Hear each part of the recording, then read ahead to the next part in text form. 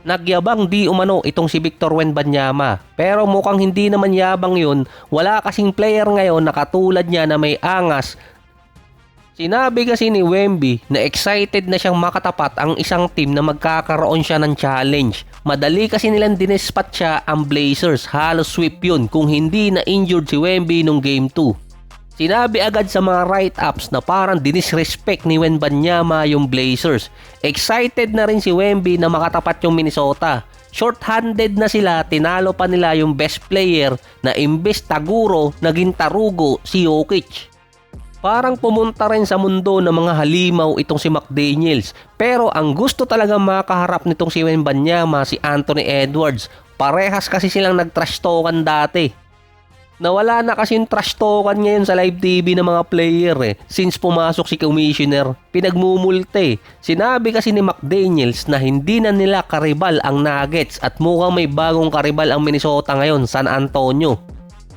Dinismantle kasi ni McDaniels yung Nuggets dahil ngayon may rumors na si Aaron Gordon iti-trade ng Nuggets sa offseason. Pero nasa 3 or 4 ang player na kasama niya. Kasama doon si Cam Johnson, Christian Braun at si Jamal Murray. Inamin din ni Jamal Murray na siya may kasalanan kung bakit natalo yung Nuggets. Laging Lakers ata ang gusto niyang kalaban. Parang lagi na lang siyang nawawala sa playoff since 2024. Nag-iba siya mula nang dinismantle pa dati ni McDaniels. Si Christian Braun naman nawala din nung makapirma ng kontrata. Pero yung trade rumors kasi kina Gordon, Brown at Johnson, hindi lang naman kasi dahil natalo sila sa playoffs dahil yon sa sinabi ni Jokic na loyal pa rin siya sa Nuggets. Big decision kasi yung gagawin ng Nuggets, kaya nung nakarang taon pinapipirma agad ng Denver itong si Nikola Jokic para mas mababa ang pwede niyang makuha. Pagpatak ng offseason, pwede nang pumirma si Jokic ng another contract extension. Pwedeng abutin si Jokic ng $70 to $80 million per year sa panibago niyang kontrata. Hindi na maililinya sa kanya yung same lineup. Kasabay din nun, pipirma si Peyton Watson na ngayon inaabangan ng ibang mga teams pagdating ng offseason. Kailangan mamili ng Nuggets kung sino ang iiwan nila sa lineup. Pero kung tutuusin, ang issue lang naman talaga doon yung Kevin Durant rule na kontrata. Yun talaga yung nagpapahirap sa team. Meron ka lang nasa 8 taon na pwedeng pagsamahin yung mga player na nakuha talaga sa draft. At lalaki ng lalaki yung kontrata dahil din sa panibagong rule na malilimit sila kapag lumagpas sa tax apron. Sa series naman ng Minnesota at itong San Antonio, excited na si Wemby na makatapat yung Wolves. Kaso siningita naman ni Charles Barkley na 0 chance yung Minnesota kontra sa San Antonio ngayon kung walang Anthony Edwards. Sa regular season series ng Spurs at Minnesota, 2 beses tinalo ng Wolves itong Spurs 2-1. Kahit naglalaro si Wemby, nag-average pa nga siya doon ng 34 points, 8 rebounds at 2 assists. Base kasi kay Wemby, hirap siya kay Tito Rudy. Parehas kasi silang panungkit ng nyog. Lamanan din ng 2 higante at 2 defensive player of the year.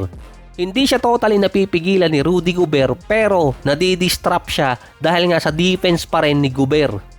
Ang Game 1 ng semifinals May 4, Monday PH time. Medyo mahabang pahinga lang din para sa Minnesota at nabawasan din ng nasa at least 4 days yung timeline na Edwards. Base case siya mawawala si Edwards ng nasa 1 linggo pa after magsimula yung series ng Minnesota at San Antonio. At least Game 3 or Game 4 makakabalik si Anthony Edwards.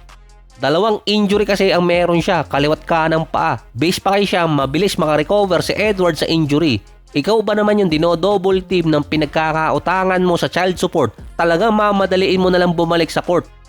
Si Ayo Dawson mo naman, expected makakabalik din sa series after nga niya magkaroon ng calf strain injury. Pinahinga lang di umano ng Minnesota nung Game 6. Base pa kay Wemby, gusto niyang makarecover agad si Edwards dahil ayaw niya makakita ng player na nai-injured. Base pa kay Wemby, gusto talaga niyang magkaroon ng challenge kontra Minnesota dahil nagkaroon dati ng game noong January yung Wolves at San Antonio. Tig-isa sila noon ng panalo.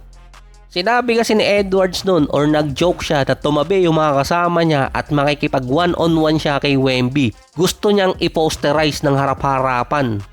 Sinagot lang yun ni Wemby nung All-Star na nung February. Napapalpalan niya si Anthony Edwards sa All-Star game. Nagka-trash talkan din yung dalawa dati pa. Sa kanilang head-to-head matchup, sa kanilang buong career so far, 6-3 si Anthony Edwards. Tinatalo niya si Wemby. Yung 55 points naman ni Edwards ngayong taon na ginawa din niya kontra San Antonio. 3 lang ang lamang pero tinalo siya noon ni Wembanyama. Kaya iniintay di umano makabalik ni Wemby itong si Anthony Edwards sa lineup ng Minnesota.